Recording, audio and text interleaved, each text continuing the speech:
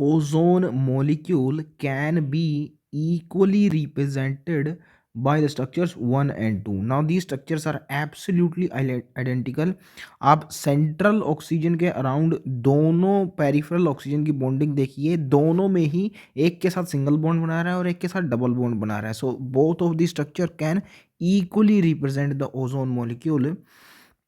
Now oxygen oxygen double bond और single bond की bond length होती है 148 सिंगल की और 121 डबल बॉन्ड की bond length. Of course double bond की कम होगी as compare to single bond, we already know it very well, but it was experimentally determined that oxygen oxygen bond lengths in ozone molecule are same 128 picometre. ये average है double bond और single bond की bond length का. I no average इससे थोड़ा ज़्यादा आ रहा है, 148 प्लस 121 डिवाइड बाई 2 कीजिए, इससे थोड़ा सा ज़्यादा आएगा, लेकिन आप ऑलमोस्ट मान सकते हैं कि ये एवरेज है. It is intermediate between double and single bond. Obviously, this cannot be represented by either of the two Lewis structures shown above. हमने देखा था कि Lewis स्ट्रक्चर्स में या तो सिंगल डबल या तो ट्रिपल बॉन्ड था. ये इंटरमीडिएट कंडीशन है डबल और सिंगल बॉन्ड की ओजोन मॉलिक्यूल में, तो ल्यूइस स्ट्रक्चर्स डेफिनेटली इसको रिप्रेजेंट नहीं कर सकती. So for such molecules we have the concept of resonance, according to which when a single Lewis structures cannot describe a molecule accurately, a number of structures with similar energy. now यहाँ पे same energy नहीं लिखा गया है, similar energy होती है resonating structures की, यानी स्लाइटली डिफरेंट होती है, लेकिन डिफरेंट होती है, सेम एनर्जी नहीं होती. पोजीशंस ऑफ न्यूक्लियाई यानी एटम्स की पोजीशन इन जनरल सेम होती है सारी की सारी रेजोनेटिंग स्ट्रक्चर्स में. इन मूवमेंट रेजोनेटिंग स्ट्रक्चर्स में होता है इलेक्ट्रॉन्स का. एटम्स यानी न्यूक्लियाई उनकी उसी पोजीशन पे बने रहते हैं. Bonding and non bonding pairs of electrons. Now in different resonating structures electrons का मूवमेंट होता है और डिफरेंट एटम्स पे नंबर ऑफ इलेक्ट्रॉन्स डिफरेंट होते हैं इन डिफरेंट स्ट्रक्चर्स, लेकिन ओवरऑल ना तो किसी स्ट्रक्चर से इलेक्ट्रॉन्स बाहर जाते हैं ना अंदर आते हैं. ये कोई केमिकल रिएक्शन नहीं हो रही है जिसमें ऐसा होगा. तो overall number of electron same रहते हैं, whether it is be bonding यानी जो बॉन्ड्स में इन्वॉल्व है या फिर नॉन बॉन्डिंग पेयर्स यानी लोन पेयर्स, सेम रहते हैं सारी स्ट्रक्चर्स में resonating structures. they are taken as the canonical structures of the hybrid which describe the molecule accurately. now this hybrid describes the molecule accurately. Canonical structures, any one of the canonical structures cannot represent the molecule accurately. Canonical से cannot आपको याद रखना है. when all of these canonical structures are present together they constitute this hybrid which represent the molecule accurately. So the third structure which represent the structure of ozone more accurately is called resonance hybrid, and resonance this phenomena is represented by double headed arrow.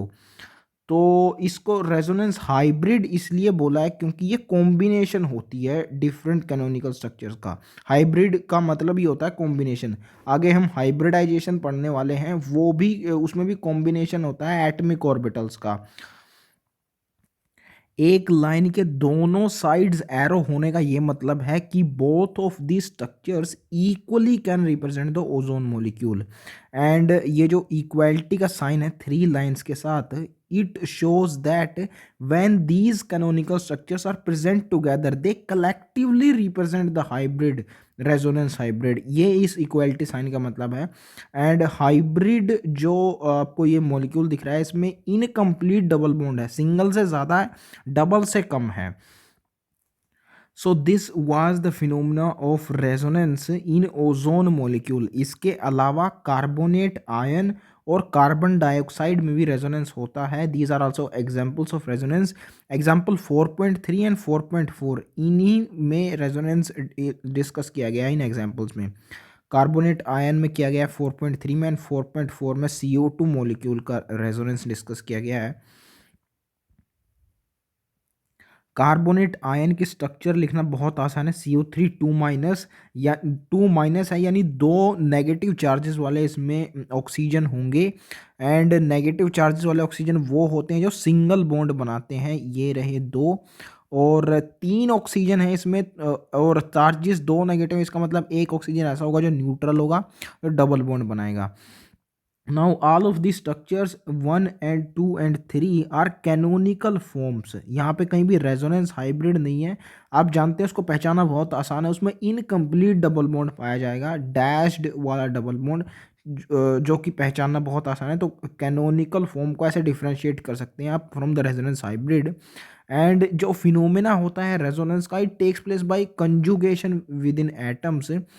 Conjugation क्या होता है, ये organic chemistry में आता है, जो 12th chapter है इसी बुक का। उसकी डिटेल्स में नहीं जाएंगे अभी, थोड़ा सा बता देता हूँ आपको इसके बारे में। जैसे ये नेगेटिव चार्ज है, ये यहाँ शिफ्ट कर जाएगा because there is conjugation. Negative charge, single bond, double bond, this is called conjugation.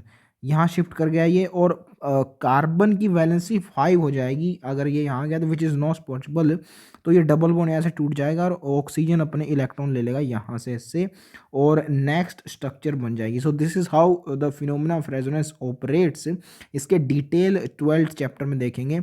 CO2 molecule में भी होता है रेजोनेंस का phenomena. And if you see the actual structure of CO2 molecule, it is something like this.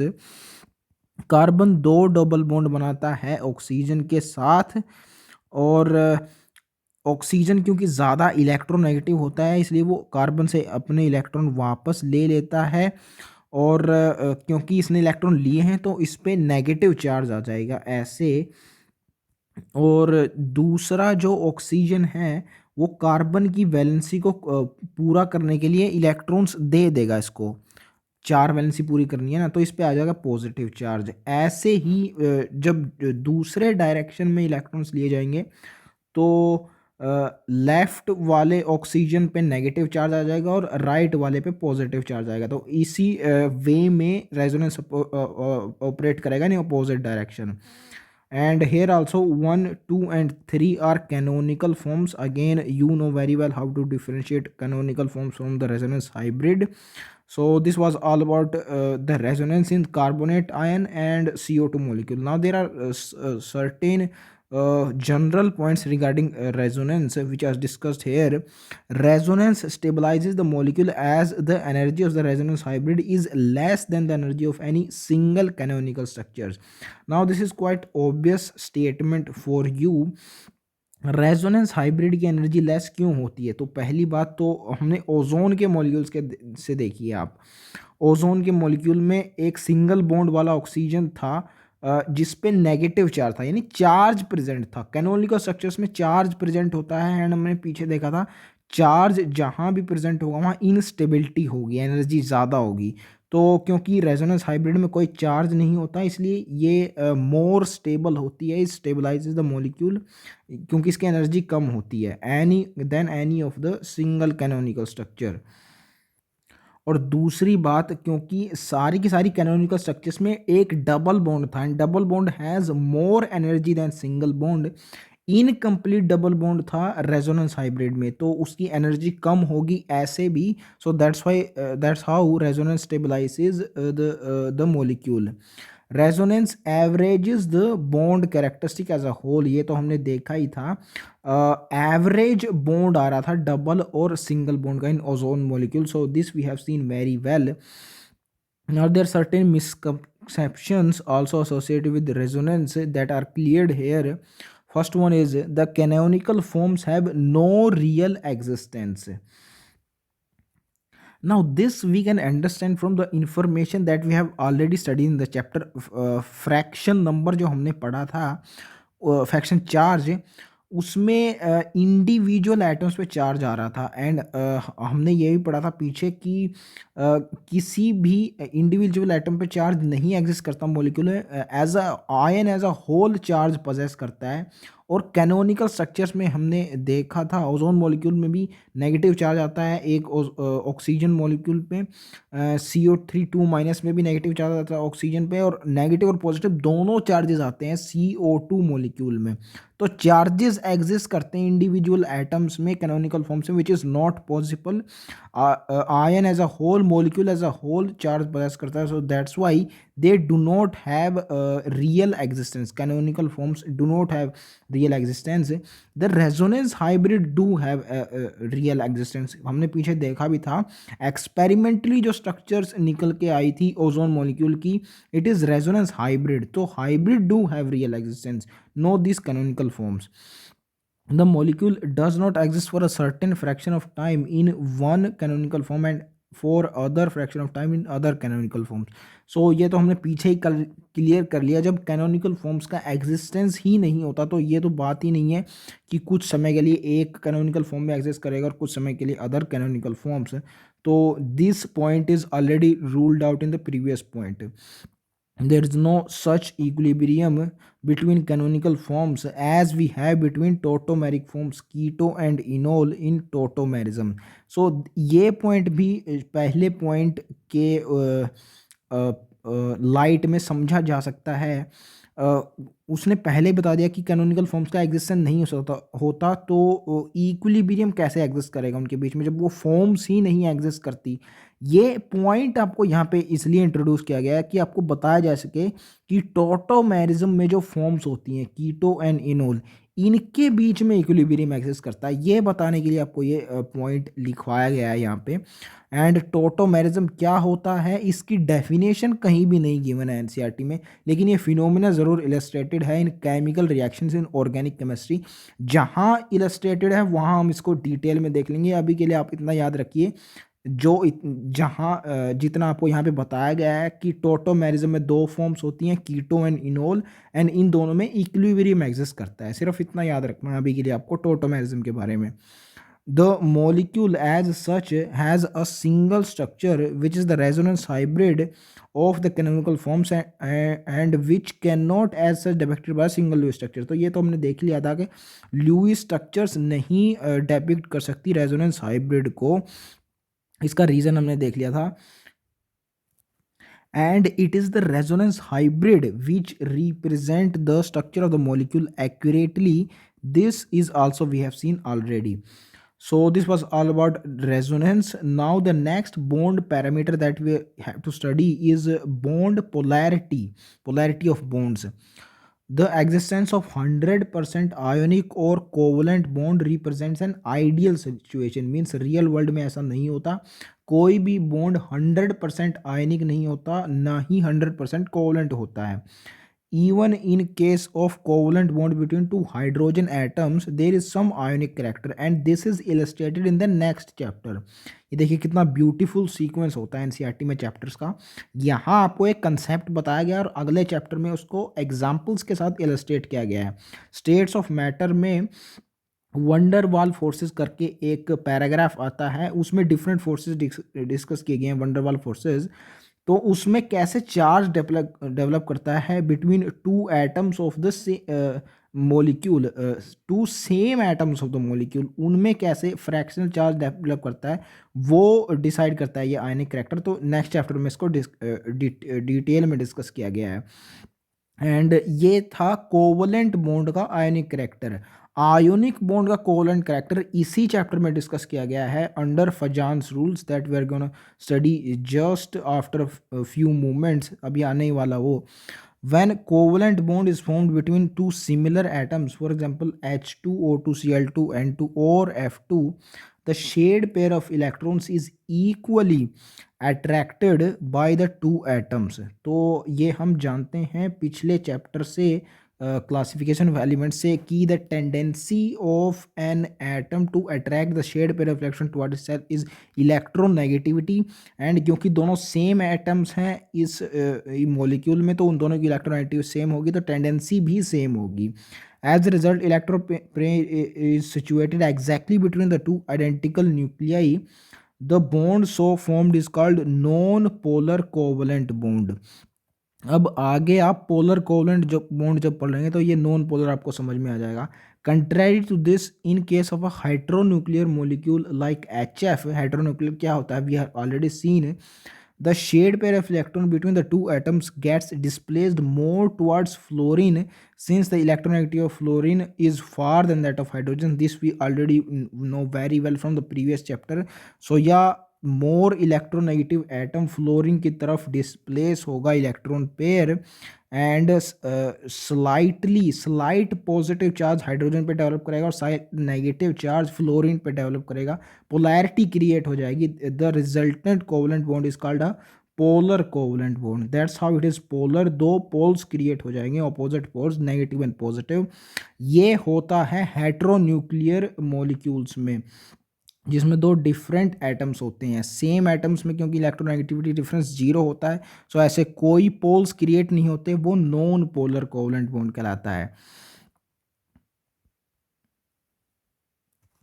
As a result of polarization, the molecule possesses dipole moment, which can be defined as the product of magnitude of charge and distance between the center of the positive and negative charges. तो ये एक ऐसा phenomena है जो physics में भी पढ़ते हैं हम in the chapter electric charges and fields. And dipole का तो आपको मतलब पता ही है, दो पोल क्रिएट हो जाते हैं मॉलिक्यूल में, moment is associated with motion. ये फिजिक्स में आता है, जो चैप्टर है हमारा rotational motion, moment of inertia उसमें आता है। तो मोमेंट ऑफ इनर्शिया क्या होता है, मास मल्टीप्लाइड बाय डिस्टेंस, ये होता है mr² होता है बेसिकली। वही यहाँ पे एनालॉजी यूज़ होगी, ये ग्रेविटेशन या रोटेशन की एनालॉजी यूज़ होती है इलेक्ट्रोस्टैटिक्स में। तो डाइपोल मोमेंट में वही होगा, मास का एनालॉग यहाँ चार्ज होता है, मास की जगह चार्ज आ गया और डिस्टेंस वही का वही रहेगा। तो ऐसे आप लर्न कर सकते हैं मोमेंट ऑफ इनर्शिया से डाइपोल मोमेंट को, एनालॉजी होती है इनमें। It is represented by the Greek letter mu, and mu आप याद रख सकते हैं मोमेंट से म्यू आपको याद रह जाएगा कि ये सिंबल होता है इसका। This the formula of dipole moment formula, charge multiply the distance of separation between the opposite charges. And एक चीज़ यहाँ पे मेंशन नहीं है, लेकिन आप उसको अंदाज़ा लगा सकते हैं कि उसने मैग्नीट्यूड ऑफ चार्जेस मेंशन नहीं किया है, यानी दोनों चार्जेस का मैग्नीट्यूड इक्वल होगा, ये डेफिनेशन में इंक्लूड होता है। आप फिजिक्स में देखेंगे इक्वल एंड अपोजिट चार्जेस होते हैं, मैग्नीट्यूड सेम होता है, इसलिए यहाँ पे एक ही चार्ज लिया गया है, दोनों में से किसी का भी एक ले सकते हैं, मैग्नीट्यूड ही लेना है। Equal and opposite in equal in magnitude, opposite in sign charge होता है डाइपोल मूवमेंट में। Dipole movement is expressed in debye units, तो ये यूनिट होती है इसकी डी बाई, डी से डाइपोल मूवमेंट और डी से डी बाई आप याद रखते हैं। ये एक साइंटिस्ट का नाम है जो कि नीचे गिवन है, जिनको ओनर देने के लिए इसका डी बाई यूनिट्स रखी गई, because he must have discovered dipole movement phenomena. 1 dBi is equals to 3.3 into 10⁻30 coulomb metre.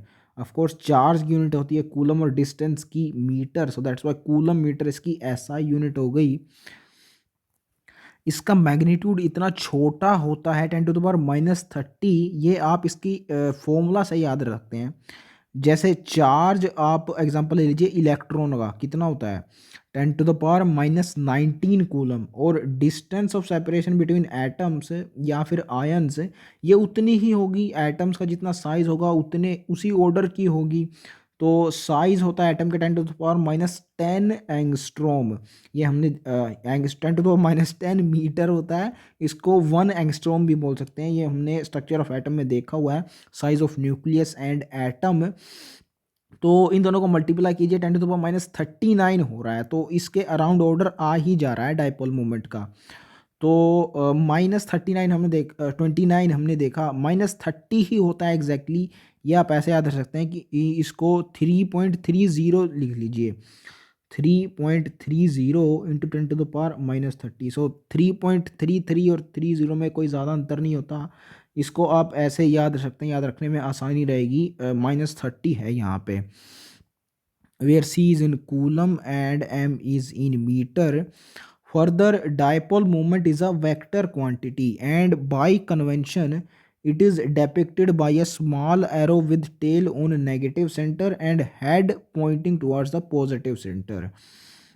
But in chemistry, presence of dipole moment is represented by crossed arrow put on Lewis structure of the molecule. The cross is on positive end and arrow head is on negative end. तो ये opposite होता है, जो पहला convention था उसके just opposite होता है what is followed in chemistry. So dipole moment is a vector quantity that we know very well because it has a particular direction also in addition to magnitude. ये physics में हम पढ़ते हैं motion in a plane that a vector quantity has a direction also in addition to magnitude as compared to a scalar quantity. तो और इसमें जो convention दिया हुआ है आपको केमिस्ट्री वाला लर्न करना है क्योंकि हम यहाँ केमिस्ट्री पढ़ रहे हैं। आप ये सिर्फ एक लर्न कीजिए। इसके जस्ट अपोजिट होता है दूसरा कन्वेंशन। आप अल्टरनेटिवली आपको याद रह जाएगा ये। तो इसका रीज़न दिया हुआ केमिस्ट्री वाले कन्वेंशन का। This arrow symbolizes the direction of the shift of electron density in the molecule. Note that the direction of the crossed arrow is opposite to the conventional direction of the dipole moment vector. तो ये मैंने आपको अभी बताया कि chemistry वाला हमें learn करना है इस कंसेप्ट से।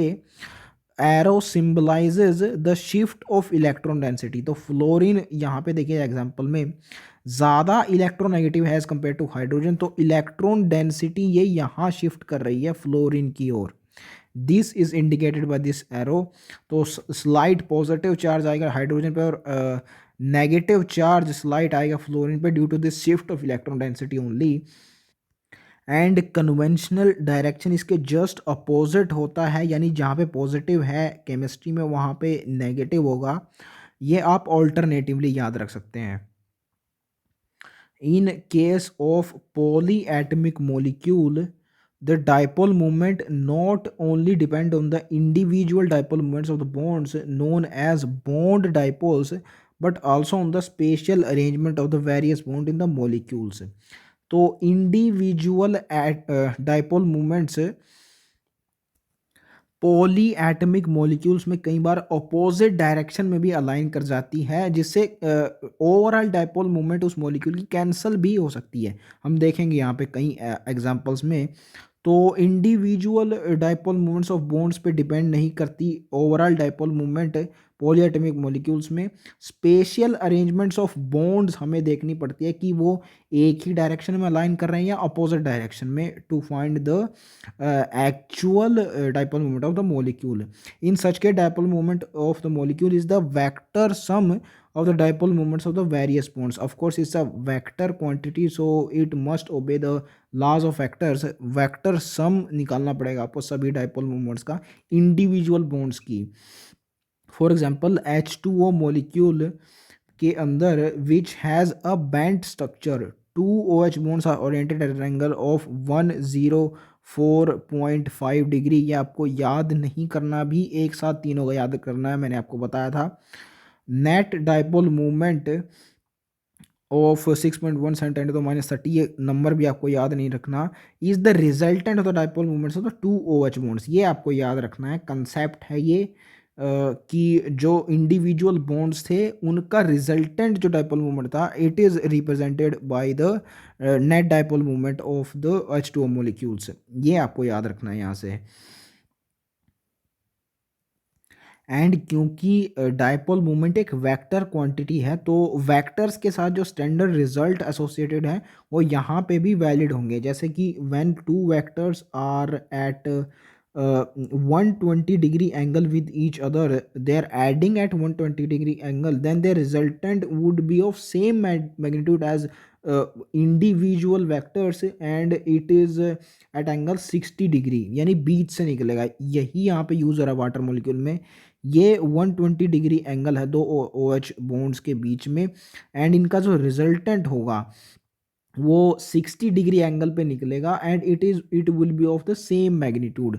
तो जितना मैग्नीट्यूड इस डाइपोल मोमेंट का होगा इसका होगा इंडिविजुअल का OH बॉन्ड्स की डाइपोल मोमेंट्स का, उतना ही इनके रिजल्टेंट का मैग्नीट्यूड होगा। इसके अलावा दूसरा फैक्ट, स्टैंडर्ड फैक्ट इससे जो एसोसिएटेड है वो at angle 90 degree and 60 degree, ये तीन आपको याद रखने होते हैं वेक्टर्स के साथ। So two vectors of a magnitude when they are aligned at angle 90 degree, then their magnitude is 1 a root 2, a root 2 times the magnitude of the any individual vector, and they are at 45 degree angle. सो ये angle बिल्कुल half हो जाता है, यहाँ पे 120 60 है, 90 45 है, यहाँ 60 है, यहाँ 30 हो जाएगा। मैग्नीट्यूड 60 डिग्री के केस में होता है a√3। तो ये टेबल आपको वहाँ भी याद रखनी होती है motion in a plane physics में, यहाँ भी आप याद रख लीजिए क्योंकि इसका यूज़ आया इसलिए मैंने आपको इसके बारे में बता दिया। ये डायरेक्शन आपको प्रिडिक्ट करनी आनी चाहिए डायपोल मोमेंट की, because it's a vector quantity. ये नंबर आपको याद नहीं रखना है। The dipole moment in case of BeF2 is 0. This is because two equal bond dipoles point in opposite directions and cancel the effect of each other. तो इसलिए वहाँ पे बोला था कि पॉली एटमिक मोलिक्यूल्स में, पॉली मीन्स दो से ज़्यादा, देखिए यहाँ पे तीन दिख रहे हैं आपको एटम्स, इनमें इंडिविजुअल बॉन्ड डायपोल्स पे डिपेंड नहीं करती, एज अ होल मॉलिक्यूल के डायपोल मूवमेंट पे रिजल्टेंट नेट डायपोल मूवमेंट पे डिपेंड करती है। यहाँ पे क्योंकि अपोजिट डायरेक्शन में है, लीनियर शेप होती है BeF2 की, एक फ्लोरीन यहाँ पे इलेक्ट्रॉन डेंसिटी को खींच कर रहा है और दूसरा खींच रहा है जस्ट अपोजिट डायरेक्शन में, तो नेट डायपोल मूवमेंट इसकी ज़ीरो हो जाती है, बिकॉज सेम मैग्नीट्यूड की डायपोल मूवमेंट्स होती हैं अपोजिट डायरेक्शन में। In tetraatomic molecule, for example, BF3, dipole moment is again 0. Although the BF bonds are oriented at an angle of 120 to each other, three bond moments give a net sum of 0 as the resultant of the any two is equal and opposite to the third one. अब यहाँ पे वो law of vector addition आपको काम आएगा जो मैंने आपको पीछे अभी सिखाया है। These two fluorine atoms are at angle 120 to each other, तो इनमें जो रिजल्टेंट निकलेगा ये it would be at an angle 60 and ये इन दोनों के ही डायपोल मोमेंट्स के मैग्नीट्यूड के बराबर होगा, यानी इसके मैग्नीट्यूड के बराबर होगा, इसके मैग्नीट्यूड के बराबर है और इसके जस्ट अपोजिट डायरेक्शन में है, तो नेट डायपोल मोमेंट यहाँ पे 0 हो जाएगा।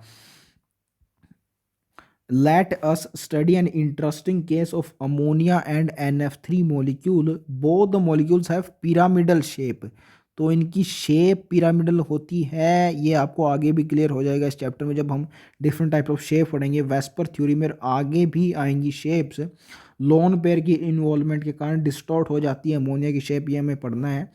With a lone pair of electrons on nitrogen atom, although fluorine is more electronegative than nitrogen. तो ये इंटरेस्टिंग केस होता है, फ्लोरीन ज़्यादा इलेक्ट्रोनेगेटिव है नाइट्रोजन से, फिर भी अमोनिया की डायपोल मूवमेंट ज़्यादा होती है। So it is very interesting to know how does this happens. Dipole movement of ammonia is greater than NF3। अब एग्जैक्ट आपको वैल्यूज़ याद नहीं रखनी है, लेकिन सिर्फ फैक्ट याद रखना है कि अमोनिया की ज़्यादा होती है और रीज़न आपको ये पता होना चाहिए। This is because in case of ammonia, the orbital dipole due to lone pair is in the same direction as the resultant dipole moment of the NH bonds, whereas in NF3, orbital dipole is in opposite direction to the resultant dipole moment of the NF bonds. The orbital dipole, because of the lone pair, decreases the resultant NF bond moments, which results in the low dipole moment of NF3. तो ये reason होता है ज़्यादा dipole movement का of ammonia. Ammonia के अंदर lone pair की electron density के कारण जो डायपोल मूवमेंट क्रिएट होती है दिस डायरेक्शन में, अपर डायरेक्शन, नाइट्रोजन और हाइड्रोजन का जो बॉन्ड है उसकी जो डायपोल मूवमेंट है वो सेम डायरेक्शन में होती है। इन तीनों की रिजल्टेंट डायपोल मूवमेंट होती है ये which is in the same direction, that's why increase कर जाती है resultant dipole movement in case of ammonia, and just opposite happens in case of NF3। ये लोन पेयर की वजह से, तो इलेक्ट्रॉन डेंसिटी की वजह से डायपोल मूवमेंट है, इसके जस्ट अपोजिट डायरेक्शन में होगी NF बॉन्ड की, क्योंकि फ्लोरीन ज़्यादा इलेक्ट्रोनेगेटिव होता है नाइट्रोजन से, सो इलेक्ट्रॉन खींचेगा एंड इनकी नेट डायपोल मूवमेंट होगी इस नीचे की डायरेक्शन में which is opposite due to the lone pair, तो रिजल्टेंट डायपोल मूवमेंट डिक्रीज कर जाएगी एंड काफ़ी डिक्रीज करिए। देखिए 5 के around, 4.9 around 5, and it is 0.8। 100 8 6 48, यानी अराउंड 6 टाइम्स ज़्यादा होती है अमोनिया की dipole movement as compare to NF3। ये नंबर्स मत याद रखिए भले ही, लेकिन ये फिगर ज़रूर याद रखिए कि 6 टाइम्स बड़ी होती है। ये आपसे शायद पूछा जा सकता है, आइडिया भी लग जाएगा आपको इन नंबर्स का अगर आपको ये फिगर याद आए कि 6 टाइम्स ज़्यादा होती है। So this was all about the concept of dipole movement. And पीछे शायद हमने एक मिस्टेक कर दी है। वाटर के अंदर तो जो OH बॉन्ड होते हैं उनके बीच का एंगल्स देखिए, 104.5 डिग्री था, हमने यहाँ पे 120 लिया हुआ है। आप समझने के लिए इसको रख सकते हैं कि 120 पे जब होता है तो 60 पे से निकलता है और मैग्नीट्यूड सेम होता है। यहाँ पे इसका मैग्नीट्यूड सेम नहीं होगा, मैंने सेम बोल दिया था, नहीं होगा सेम, क्योंकि it is valid for 120 degree only, because there aligned at 104.5। तो ये ना तो 60 डिग्री पे निकलेगा और ना ही इसका मैग्नीट्यूड सेम होगा as the magnitude of these due to this individual OH bonds. तो ये एक मिस्टेक हो गई थी, आप इसको ध्यान रखिए। BF3 के केस में ज़रूर होता है, that's why the net dipole moment result to be zero in case of BF3। सो यहाँ हमने कंप्लीट कर लिया है आई थिंक डाइपोल मूवमेंट का कंसेप्ट। ये साइंटिस्ट वगैरह ज़्यादा पूछे नहीं जाते, केमिस्ट्री में, बायोलॉजी में ही होता है इनका use. Just as all the covalent bonds have same partial ionic character, the ionic bonds also have partial covalent character. It is discussed by the Fajans in the form of following rules. In the terms of the following rules. Yeah, that's I was discussing with you that Fajans rule discuss करता है ionic bonds का covalent character, partial covalent character of ionic bonds in the form of the following rules. कुछ लोगों का यहाँ पे ये confusion होती है यहाँ पे कि फजान्स रूल आयनिक करेक्टर बताता है या कोवलेंट करेक्टर बताता है। तो यहाँ पे आयंस की बात होगी, कैटायंस की और एनायंस की। आयंस है तो आयनिक बॉन्ड तो होगा ही, उसमें तो कोई कन्फ्यूजन नहीं है। जो छुपी हुई बात है यहाँ पे वो कोवलेंट करेक्टर है इस आयनिक बॉन्ड का, तो ये एक्सप्लेन करता है फजान्स रूल।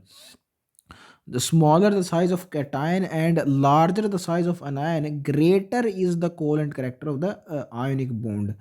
सो ये आपको फिनोमिना समझना होगा।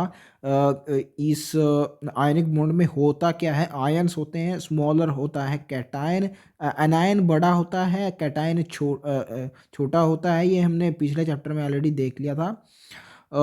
कैटायन इसमें डिस्टॉर्शन करता है एनायन का, distortion of charge. For the same charge size of cation जितना ज़्यादा छोटा होगा, पॉजिटिव चार्ज की डेंसिटी उतनी ज़्यादा होगी। छोटे से आयन पे बहुत ज़्यादा पॉजिटिव चार्ज की डेंसिटी होगी अगर छोटा होगा कैटायन। इससे क्या होगा, पॉजिटिव चार्ज की डेंसिटी ज़्यादा होगी तो नेगेटिव चार्ज को ज़्यादा अट्रैक्ट करेगा, यानी ज़्यादा डिस्टॉर्ट करेगा उस नेगेटिव चार्ज को। डिस्टॉर्शन का मतलब होता है कि नेगेटिव और पॉजिटिव चार्जेस मिल गए हैं, न्यूट्रलाइज हो गया है और वहाँ पे कोवलेंट बॉन्ड बनता है। तो जितना ज़्यादा छोटा हो गया कैटायन, पॉजिटिव चार्ज की डेंसिटी उतनी ज़्यादा और उतना ज़्यादा अटैक करेगा एनायन के नेगेटिव चार्ज को। The greater the charge on the cation, greater is the covalent character of the ionic bond. अब ये भी पिछले सेंटेंस की लाइट में एक्सप्लेन किया जा सकता है। चार्ज जितना ज़्यादा होगा, पॉजिटिव चार्ज डेंसिटी उतनी ज़्यादा होगी कैटायन की और उतना ज़्यादा डिस्टॉर्ट कर पाएगा वो एनायन के चार्ज को। अब जो तीसरा पॉइंट है ये इम्पोर्टेंट है, ये ऐसे ही समझ में नहीं आएगा आपको, इसमें चैप्टर्स को रिलेट करना है। For the cations of same size and charge, the one with electronic configuration this means they are talking about transition metals. Transition metals की ये होती है इलेक्ट्रॉनिक कन्फिग्रेशन, ये हम देख चुके हैं पिछले चैप्टर में, classification of elements. Transition metal cations are more polarizing then the alkali and alkaline earth metals cation. So S block के जो कैटायंस होते हैं उनकी बजाय ट्रांजिशन मेटल्स के कैटायन ज़्यादा पोलराइजिंग होते हैं, मीन्स कोवलेंट करेक्टर ज़्यादा डेवलप करते हैं वो। इसका रीज़न क्या है ये आपको एग्जाम्पल से समझना होगा। मैंने एग्जाम्पल लिया है मैग्नीशियम का, एस ब्लॉक एलिमेंट का कैटायन है, और कॉपर का जो ट्रांजिशन मेटल कैटायन है। इन दोनों का देखिए साइज सिमिलर है एंड चार्ज भी सिमिलर है। जो दोनों कंडीशंस यहाँ पे दी गई हैं for same size and charge. ये जो डाटा है 72 पिकोमीटर एंड 73 पिकोमीटर, ये मैंने S block and D and F block से लिया है, इसी एनसीईआरटी की बुक से। एस ब्लॉक से जो सेकंड पार्ट है, ऑफ कोर्स यार कहाँ कहाँ है चैप्टर आपको पता ही होंगे, एनसीईआरटी से लिया मैंने बेसिकली ये डाटा। तो इसमें देखिए आप मैग्नीशियम का साइज़ 72 पिकोमीटर है और 73 पिकोमीटर है, थोड़ा सा ज़्यादा ही कॉपर का, यानी बहुत ज़्यादा डिफरेंस नहीं है, साइज़ बेचारे इन दोनों के सेम है। अब मैग्नीशियम का एटॉमिक नंबर होता है 12, इसमें 12 प्रोटॉन्स होंगे। कॉपर का होता है 29, इसमें 29 प्रोटॉन्स है। अब आप देखिए साइज सेम है, चार्ज सेम है, लेकिन नंबर ऑफ प्रोटॉन्स कितने ज़्यादा हैं कॉपर के अंदर, तो पॉजिटिव चार्ज डेंसिटी बहुत ज़्यादा होगी, न्यूक्लियस की पावर बहुत ज़्यादा कॉपर के अंदर। दैट्स वाई ये ज़्यादा अट्रैक्ट कर पाएगा इलेक्ट्रॉन डेंसिटी को एनायन की, और ज़्यादा डिस्टॉर्ट कर पाएगा, मोर पोलराइजिंग पावर होगी कॉपर की। दैट्स हाउ, तो इसलिए बोला गया the cations of transition metals have more polarizing power than alkaline and alkaline earth metals cations, because उनमें नंबर ऑफ प्रोटॉन ज़्यादा होते हैं उनके न्यूक्लियस में, in spite of same charge and size and charge. So now this point must be clear to you. The cation polarizes the anion, pulling the electron charge towards itself, thereby increasing the electronic charge between the two. So this is what I have told you that cation polarize करता है anion को, यानी उसके electron cloud को distort करता है, और electronic charge को बिटवीन द टू आयन्स इस बीच में ले आता है। This is precisely what happens in a covalent bond, build of electron density between the nuclei. तो मैंने आपको पीछे बताया था कि until and unless it is specified, covalent bond is considered between two same atoms. Covalent bond उसी को बोलेंगे, क्योंकि इलेक्ट्रोनेगेटिव डिफरेंस बहुत कम होता है कोवलेंट बॉन्ड में, तो नहीं ही है ऐसा मान सकते हैं जब स्पेसिफाई नहीं किया गया है। तो क्योंकि इलेक्ट्रोनेगेटिव डिफरेंस नहीं है, तो एग्जैक्टली बीच में होगी इलेक्ट्रॉन डेंसिटी कोवलेंट बॉन्ड में। वही ऐसा यहाँ पे करते हैं कैटायंस टू द एनायंस, उनकी इलेक्ट्रॉन डेंसिटी को बीच में ले आते हैं by attracting the electron cloud. So covalent bond का करैक्टर ऐसे डेवलप करते हैं cations. The polarizing power of the cation, polarizability of the anion, extent of distortion, polarization of anion are the factors which determine the percent covalent character of the ionic bond. Now कुछ लोग इसका exact formula भी आपको बताते हैं कि percentage covalent character कैसे निकाला जाता है आयनिक बॉन्ड का। आपको फॉर्मूला रटने की कोई ज़रूरत नहीं, क्योंकि एनसीईआरटी में नहीं गिवन है, नहीं आएगा वो। सिर्फ इतना याद रखिए कि परसेंट कोवलेंट करैक्टर कैसे किन फैक्टर्स पे डिपेंड करता है ऑफ द आयनिक बॉन्ड। सो पहला है पोलराइजिंग पावर ऑफ कैटायन। जितनी ज़्यादा पावर होगी कैटायन की पोलराइज करने की, एनायन को डिस्टॉर्ट करने की, उसका इलेक्ट्रॉन क्लाउड, उतनी ज़्यादा कोवलेंट करैक्टर होगा आयनिक बॉन्ड का। We have seen it already. Polarizability of anion, इसका मतलब कि वो एनायन खुद कितना पोलराइज होना चाहता है, ये भी कुछ फैक्टर्स पे डिपेंड करता है, लेकिन आपको उसकी डिटेल्स में जाने की ज़रूरत नहीं है। सिर्फ इतना याद रखिए कि जितना ज़्यादा चाहेगा वो एनायन डिस्टॉर्ट होना, पोलराइज होना, उतनी ज़्यादा कोवलेंट करैक्टर होगा। पोलराइजेबिलिटी जितनी ज़्यादा होगी उतना ज़्यादा कोवलेंट करैक्टर, मीन्स उतना ज़्यादा डिस्टॉर्शन होगा। एंड एक्सटेंट ऑफ डिस्टॉर्शन, ये पोलराइजेबिलिटी ही होती है बेसिकली, कितना डिस्टॉर्ट कर गया कैटायन एनायन का इलेक्ट्रॉनिक क्लाउड, ये उसकी पोलराइजेबिलिटी पे ही डिपेंड करता है। Polarization and polarizability both of these are directly related. जितनी ज़्यादा पोलराइजेबिलिटी होगी एनायन की, उतना ज़्यादा उसका पोलराइजेशन होगा। तो these were the sum of the factors that you need to remember, and these are quite obvious, आपको आसानी से याद हो भी जाएंगे। Valence shell electron pair repulsion theory, VSEPR theory, जो कि शेप्स ऑफ मॉलिक्यूल बताने के लिए पहली थ्योरी आई थी। This is quite important. इससे पहले ये डायपोल मूवमेंट्स की टेबल देख लेते हैं, जो कि हमने अभी अभी लर्न किया ये फिनोमिना। एच से लेके एच आई तक ये हेलोजन्स के जो हाइड्राइड्स हैं उनकी डायपोल मूवमेंट्स आपको दी गई है। सबकी शेप इनकी लीनियर दी गई। जो मॉलिक्यूल टाइप है ये A B, without any exception दो एटम्स जिस मॉलिक्यूल में होंगे उसकी लीनियर ही शेप होगी। इवन थ्री एटमिक जो मॉलिक्यूल्स है उसमें भी विदाउट द लोन पेयर जो भी होगा उसमें लीनियर शेप ही होगी। तीन एटम्स वाले में भी ऐसा होता है, जैसे एग्जांपल है CO2, इसमें कोई कार्बन के पास लोन पेयर नहीं होता, दैट्स वाई इसकी लीनियर शेप होती है। ट्राई एटमिक में जहाँ पे लोन पेयर आ जाता है वहाँ पे डिस्टॉर्ट कर जाती है शेप, बेंट हो जाती है एंगुलर, वरना ट्राई एटमिक में भी लीनियर होती है फॉर लोन पेयर्स वाले मॉलिक्यूल्स। अब HF से HI तक लेके यहाँ से देखिए इलेक्ट्रोनेगेटिविटी इंक्रीज कर रही है हेलोजन की, फ्लोरीन टू आयोडीन। तो जितना ज़्यादा इलेक्ट्रोनेगेटिव होगा हेलोजन उतना ज़्यादा वो इलेक्ट्रॉन डेंसिटी को अपनी ओर अट्रैक्ट करेगा और डायपोल मूवमेंट उतनी ज़्यादा होगी। तो फ्लोरीन से आयोडीन तक डायपोल मूवमेंट डिक्रीज कर रही है, तो इसका क्वाइट ऑब्वियस ऑर्डर है 1.78 से 0.38 तक। तो it is quite obvious to learn, कोई दिक्कत नहीं होनी चाहिए इसमें आपको। H2 की डायपोल मूवमेंट ज़ीरो होती है बिकॉज कोवलेंट मॉलिक्यूल है ये, और दोनों के दोनों हाइड्रोजन्स की इलेक्ट्रोनेगेटिविटी सेम है, हमने पीछे भी देख लिया था। जो सेम एटम्स वाले मॉलिक्यूल होते हैं जिनमें मॉलिक्यूल में दोनों एटम सेम होते हैं उनकी डायपोल मूवमेंट ज़ीरो होती है। नॉन पोलर कोवलेंट मॉलिक्यूल्स इनको बोला गया था पीछे। अब बेंट शेप होती है H2O और H2S की, इट इज़ बेंट और angular you can say. Even SO2 की भी शेप बेंट या एंगुलर ही होती है, ये आगे हम देखने वाले हैं। लोन पेयर की वजह से डिस्टॉर्ट कर जाती है शेप, तो इनकी बेंट शेप होती है H2 और H2S की। 1.85 एंड 0.95 इनका डायपोल मूवमेंट है, डिक्रीज कर रहा है क्योंकि ऑक्सीजन ज़्यादा इलेक्ट्रोनेगेटिव होता है as compare two sulphur. CO2 का जीरो होता है क्योंकि लीनियर मॉलिक्यूल है, एक डायरेक्शन में जहां ऑक्सीजन अट्रैक्ट कर रहा है इलेक्ट्रॉन डेंसिटी को, दूसरा ऑक्सीजन उसके अपोजिट डायरेक्शन में अट्रैक्ट कर रहा है, तो there resultant sum is giving to be net dipole movement giving to be zero. NF3 की ज़्यादा होती है NH3 से, NH3 की ज़्यादा होती है अमोनिया की, ये हम ऑलरेडी देख चुके हैं। 6 टाइम्स, ऑलमोस्ट 6 टाइम्स ज़्यादा होती है NH3 अमोनिया की, ये हमने देखा था। ट्राइगोनल पिरामिडल शेप होती है इनकी, जो ये टेट्रा एटमिक मॉलिक्यूल है AB3 टाइप, इसकी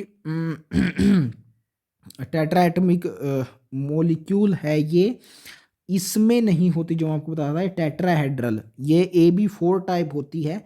इसका डिस्टोर्शन जब होता है लोन पेयर की प्रेजेंस से तो उसकी बन जाती है ट्राइगोनल पिरामिडल शेप। ये यहाँ पे लोन पेयर हमने देखा था नाइट्रोजन में होता है अमोनिया और NF3 के केस में, तो पिरामिडल ट्राइगोनल पिरामिडल ये टेट्राहेड्रल की डिस्टोर्शन होती है। और ट्राइगोनल प्लेनर तो पाई जाती है BF3 में, ये हमने देखा ही था। इसी की वजह से डायपोल मोमेंट इसकी ज़ीरो हो जाती है।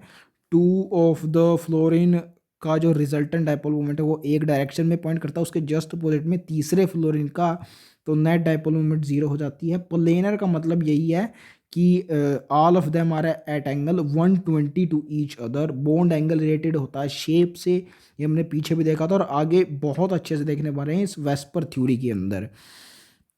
And the last type of molecule is AB4, इसमें सबकी टेट्राहेड्रल शेप है क्योंकि लोन पेयर नहीं है कहीं भी। CH4 और CCl4 की ज़ीरो दी गई है आपको डायपोल मूवमेंट, रीज़न आप समझ पा रहे होंगे। बाकी तीन hydrogen in case of methane जिस डायरेक्शन में पॉइंट आउट है उनकी डायपोल मूवमेंट उसके जस्ट अपोजिट में होगी चौथे की, so that's why they are summing to be zero. And same is thing is happening in case of CCl4, even CF4, CI4, CBr4, whatever be the molecule, तीन जिसमें point out करेंगे direction में, चौथा उसके अपोजिट में करेगा, और इस टाइप ऑफ मॉलिक्यूल की सम ऑफ डाइपोल मोमेंट जीरो ही होगी। CH Cl3 की जीरो नहीं होगी क्योंकि क्लोरीन ज़्यादा इलेक्ट्रोनेगेटिव है एज कम्पेयर टू कार्बन। ये एक डायरेक्शन में पुल करेगा इलेक्ट्रॉन डेंसिटी को नीचे की ओर और हाइड्रोजन वाला ऊपर की ओर, तो देयर विल बी नेट सम क्योंकि ज़्यादा इलेक्ट्रोनेगेटिव होता है chlorine. So net dipole moment इसमें होगी, CH3 में रिजल्ट करेगी। एग्जैक्ट वैल्यू याद नहीं रखनी है आपको, जीरो नहीं होती, कुछ डाइपोल मोमेंट होती है, सिर्फ इतना याद रखिए। Now we are coming to the main topic, VSEPR theory. As already explained, Lewis concept is unable to explain the shapes of the molecules. So Lewis concept सिर्फ bonding बता पाया था, and that too up to the extent of octet rule only। जहाँ पे octet rule violate हो रहा था वहाँ पे bonding भी नहीं बता पाया था Lewis concept। तो to explain the shape of the molecules we need this Vesper theory। It is based on the repulsive interaction of the electron pairs in the valence shell of the atom. So as the name suggests, valence shell electron pair repulsion theory, so it must be the based on repulsion of electron pairs in the valence shell of the atom. Of course valence shell के जो electrons होते हैं वही तो involved होते हैं bonding में, so इन्हीं के repulsive interaction से जो shapes of molecules result करेगी, which is discussed here in the Vesper theory। The main postulates of Vesper theory are as follows. Shape of a molecule depends on the number of valence shell electron pairs bonded or non-bonded around the central atom। तो number of bonds कितने होंगे एक molecule में वो define करता है उसकी shape. यही मतलब है वैलेंस शेल इलेक्ट्रॉन पेयर का, यही तो बॉन्ड्स होंगे। बॉन्डेड मीन्स जो बॉन्ड्स हैं एक्चुअल, नॉन बॉन्डेड मीन्स जो लोन पेयर है। लोन पेयर भी डिफाइन करता है शेप को। हमने देखा था कि जहाँ डिस्टॉर्शन आ जाता है लोन पेयर की वजह से वहाँ शेप चेंज हो जाती है। तो bond pairs and lone pairs both of them define the shape in a molecule. ये पहला पॉइंट है वेस्पर थ्योरी का।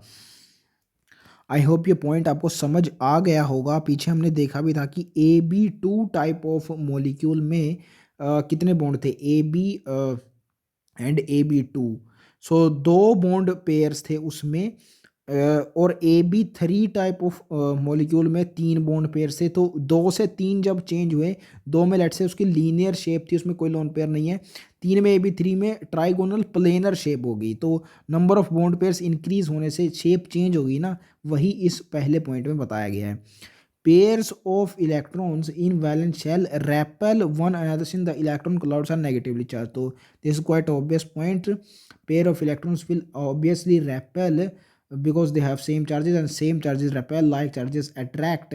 ये आप जानते भी हैं, और आई थिंक ये सेकंड चैप्टर में स्ट्रक्चर ऑफ एटम में शुरुआत में ही आता भी है। ये मेन चीज़ भी है इसकी, valence shell electron pair repulsion theory. These pairs of electrons tend to occupy such position in space that minimize repulsion and thus maximize distance between them।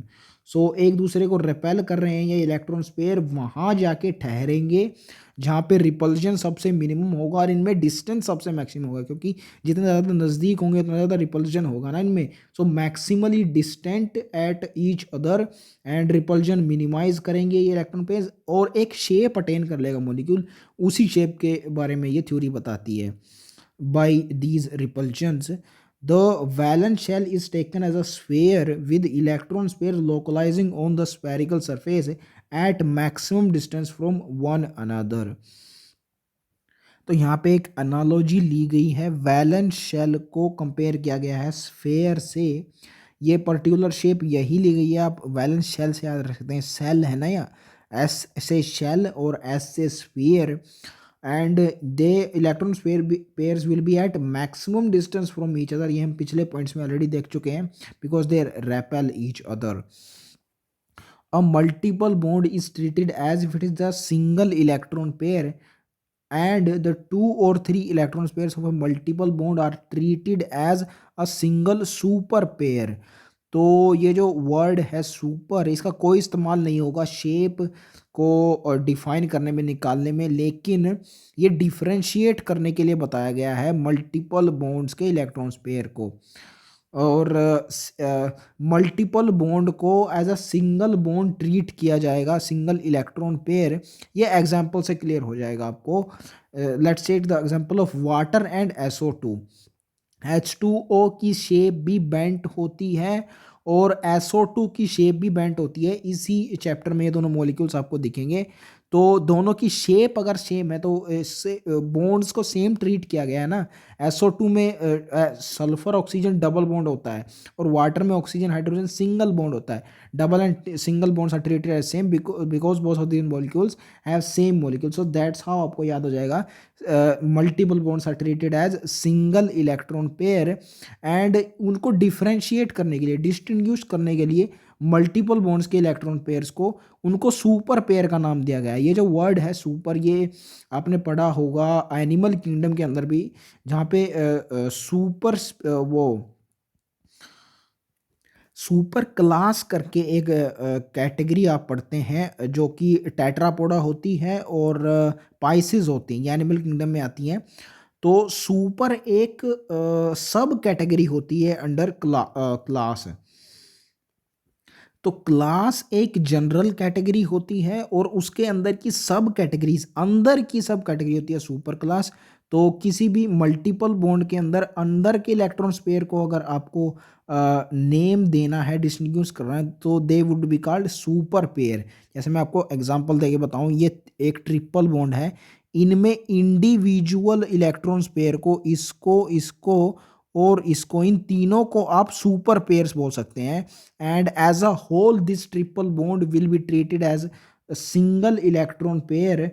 अगर आपको शेप निकालनी है उसके केस में multiple bond is treated as single electron pair. कैसे होता है ये एग्जांपल देके मैंने आपको बता दिया, डबल और सिंगल बॉन्ड का, वाटर और SO2 के केस में। When two or more resonance structures can represent a molecule, the Vesper model is applicable to any structure। तो रेजोनेटिंग स्ट्रक्चर्स पे भी वैलिड होती है वेस्पर थ्योरी, ऐसा बताया गया है इस लास्ट वाले पॉइंट पे। तो ये क्वाइट ऑब्वियस है क्योंकि रेजोनेटिंग स्ट्रक्चर्स में भी बॉन्ड्स तो होते ही हैं, लोन पेयर और बॉन्ड पेयर दोनों उसमें पाए जाते हैं। एंड उन्हीं के रिपल्जन के कारण जो शेप निकलती है वो वेस्पर थ्योरी बताती है। तो क्योंकि बॉन्ड्स इनमें ही पाए जाते हैं तो वेस्पर थ्योरी यहाँ भी एब्सोल्युटली एप्लीकेबल होगी। This must not be a surprise to you. The repulsive interaction of electron pairs decrease in this order. तो ये ऑर्डर आपको याद रखना है, बहुत इंपॉर्टेंट है। इसे डायरेक्ट क्वेश्चन आए हुए हैं POIQ में। लोन पेयर में जो रिपल्जन होगा वह ज़्यादा होगा as compare to lone pair bond pair repulsion, which is indeed in turn more than bond pair repulsion. ये आप समझ भी पा रहे होंगे क्योंकि लोन पेयर फ्री होता है, उसमें फ्री इलेक्ट्रॉन्स पाए जाते हैं, बंधे हुए नहीं होते as compare to bond pair. So electrons freely move कर सकते हैं तो उसमें उनमें रिपल्जेंस ज़्यादा होगा, जितना दूर वो चाहें उतना जा सकते हैं, फ्रीली मूवमेंट होती है उनके लोन पेयर में, इसलिए रिपल्जेंस सबसे ज़्यादा है। लोन पेयर बॉन्ड पेयर में उससे कम है। बॉन्ड पेयर में क्योंकि बंधे ही हुए हैं इलेक्ट्रॉन्स तो इनमें रिपल्जन मिनिमम होता है। तो ऐसे ये रिपल्जन का ऑर्डर आप याद रख सकते हैं। While the lone pairs are localized on the central atom, each bonded pair is shared between two atoms. As a result, the lone pair of electrons in a molecule occupy more space compared to the bonding pairs of electrons। तो bond pair क्योंकि shared होते हैं दो atoms के बीच में, इसलिए space वो कम occupy करते हैं। और लोन पेयर क्योंकि अकेला होता है सेंटर एटम के ऊपर, इसलिए ज़्यादा स्पेस वो ऑक्यूपाई करता है। This results in greater repulsion between lone pairs of electron as compare to lone pair bond pair and bond pair bond pair. तो यहाँ पे एक्सप्लेनेशन दी गई है, क्योंकि अकेला होता है लोन पेयर इलेक्ट्रॉन्स तो रिपल्जन उसमें ज़्यादा होते हैं। ये मैं आपको ऑलरेडी एक्सप्लेन भी कर चुका हूँ। These repulsion effects result in deviation from the ideal shapes and alternation in the bond angles in the molecules। तो लोन पेयर रिपल्जन्स ये अफेक्ट करते हैं शेप को, this we have already seen. तो आइडियलाइज्ड शेप होते हैं जो VSEPR theory बताएगी, उससे डेविएशन आते हैं लोन पेयर्स के कारण। For the prediction of the geometrical shape of the molecules with the help of Vesper theory, it is convenient to divide molecules into two categories: the molecules with no lone pair and the molecules with one or more lone pair. क्योंकि shapes affect होती हैं lone pairs की presence से, इसलिए दो categories बनानी पड़ी VSEPR theory के अंदर मॉलिक्यूल्स की। अब यहाँ पे कुछ शेप्स दी गई हैं आपको जिनमें नहीं पाए जाते लोन पेयर्स पहले, फॉर द सिंप्लिसिटी, उसके बाद लोन पेयर्स वाले एक्सप्लेन किए गए हैं। AB2 टाइप ऑफ मॉलिक्यूल्स की लीनियर शेप होती है, मैं बता चुका हूँ। AB3 की without lone pair trigonal planar होती है। AB4 की टेट्राहेड्रल, AB5 की ट्राइगोनल बाई पिरामिडल और AB6 की होती है ऑक्टाहेड्रल। ये आगे एग्जैक्टली शेप भी दी हुई है इनकी, तो वहाँ पे क्लियर हो जाएगा आपको इन सब की शेप्स। एग्जांपल्स देंगे नीचे। BF3 AB3 का example planar, trigonal planar. Ammonia है, ये मीथेन एग्जांपल है AB4 का, ये है टेट्राहेड्रल। और PCl5 है ट्राइगोनल बाई पिरामिडल। यहाँ पे बहुत अच्छी नहीं गिवन है इनकी shapes, without any lone pair given है। देखिए PCl5 की जो स्ट्रक्चर होती है बहुत इससे डिफरेंट होती है। ट्राइगोनल बाय पिरामिडल है, इसमें दो पिरामिड है। यहाँ पे कहीं पिरामिड दिख रहे हैं आपको? नहीं ना। ये जो तीन इसमें एक 120 डिग्री पे लाई करते हैं जो बॉन्ड्स प्लेनर होते हैं, ये दोनों ही ये तीनों बॉन्ड्स, ये जो एक्सियल बॉन्ड्स हैं, इनके साथ 90 डिग्री का एंगल बना रहे हैं, लेकिन इसे समझ में नहीं रहा। दैट्स वाई ये अच्छी स्ट्रक्चर्स नहीं है। आगे गिवन है अच्छी स्ट्रक्चर्स, आप सिर्फ अंदाज़ा लगा सकते हैं यहाँ से। देखिए BaCl2 में सही क्लियर हो रहा है, 180 डिग्री पे अलाइन कर रहे हैं टेट्राहेड्रल शेप में, दोनों बॉन्ड्स के बीच का बॉन्ड एंगल 180 डिग्री होता है। BF3 में प्लेनर है, 120 डिग्री होता है। CH4 में स्टैंडर्ड टेट्राहेड्रल स्ट्रक्चर्स में 109.5 डिग्री होता है। और जब एक लोन पेयर आ जाता है अमोनिया केस में, तो कुछ डिस्टॉर्ट हो जाता है, 2.5 डिग्री एग्जैक्टली कम हो जाता है। और एक और 2.5 डिग्री कम हो जाता है जब दो लोन पेयर जाते हैं वाटर के केस में। तो ये तीनों भी साथ में हमको लर्न करने हैं bond angles. The Vesper theory is able to predict geometry of large number of molecules, especially the compounds of p block elements, accurately. तो ये आपने ऑब्जर्व किया होगा कि वेस्पर थ्योरी सिर्फ कोवलेंट मॉलिक्यूल्स पे वैलिड होती है। पी ब्लॉक एलिमेंट्स में क्योंकि सारे most of the elements non metals होते हैं जो कि कोवलेंट कंपाउंड्स बनाते हैं, और इसीलिए VSEPR theory most of the P block elements पे वैलिड होते हैं, the compounds found by the P block elements. S block elements and transition metals जो कि D&F ब्लॉक में आते हैं, ये क्योंकि क्रिस्टलाइन कंपाउंड्स बनाते हैं, यानी आयनिक कंपाउंड बनाते हैं, इसमें 3D क्रिस्टल्स होते हैं। वेस्पर थ्योरी वहाँ लागू नहीं होती, सो दैट्स वाई यहाँ पे लिखा गया है it is specially true for the compounds of P block elements. It is also quite successful in determining the geometry of the geometry quite accurately, even when the energy difference between the possible structure is very small. तो ये point पीछे भी discuss किया जा चुका है। जो last में रेजोनेंस का पॉइंट था ना वेस्पर थ्योरी के पोस्टुलेट्स में, ये वही है, उसी को रिपीट किया गया है। रेजोनेटिंग स्ट्रक्चर्स में हमने देखा था कि सिमिलर एनर्जी होती है रेजोनेटिंग स्ट्रक्चर की, स्लाइटली डिफरेंट होती है। तो वहीं यहाँ पे बोला गया है जिन स्ट्रक्चर्स की एनर्जी में स्लाइट डिफरेंस होता है, यानी रेजोनेटिंग स्ट्रक्चर्स, उन पे भी लागू होती है वेरी वेल वेस्पर थ्योरी। तो ये पॉइंट पोस्टुलेट्स में भी आया हुआ है कि रेजोनेटिंग स्ट्रक्चर्स पे भी इक्वली वैलिड है, तो वही पॉइंट यहाँ पे रिपीट किया गया है। The theoretical basis of the Vesper theory regarding the effects of electron pair repulsions on molecule shape is not clear and continues to be a subject of doubt and discussion. So VSEPR theory effects of electron pair यानी bond repulsion on molecular shapes तो बता देती है in its postulates, लेकिन ये theoretical basis नहीं बता पाती। यानी कि ये जो इलेक्ट्रॉन पेयर यानी बॉन्ड बन रहे हैं, इनके बॉन्ड बनने का क्या कारण है, ये थ्योरेटिकल बेसिक चीज़ नहीं बता पाती VSEPR theory, which is in turn explained by the next theory it is valence bond theory, VBT, जो कि केमिकल बॉन्ड फॉर्मेशन का रीज़न आपको बताती है। सो वेस्पर थ्योरी, क्योंकि ये बेसिक चीज़ केमिकल बॉन्ड की फॉर्मेशन ये एक्सप्लेन नहीं करती, दैट्स वाई इसका थ्योरेटिकल बेसिस क्लियर नहीं है एंड यूजफुल भले ही है वेस्पर थ्योरी, लेकिन कंप्लीट बॉन्डिंग के बारे में इंफॉर्मेशन नहीं देती है ये। So Vesper theory, in spite of being a good theory in giving out molecular shapes, it continued to be a subject of discussion because its theoretical basis was not clear. Means it was not able to tell us the formation of chemical bond, the theoretical basis of bonding. It was not able to convey. So that's why we needed more theories, and the next one of them is valence bond theory. उससे पहले जो shapes बताई गई हैं different type of molecules की with and without lone pair valence VSEPR theory के द्वारा, वो हमको डिस्कस करनी है। दोनों टाइप के मॉलिक्यूल्स यहाँ पे गिवन है एंड लेक्चर की लेंथ काफ़ी हो गई है, इनको नेक्स्ट लेक्चर में डिस्कस कर लेते हैं।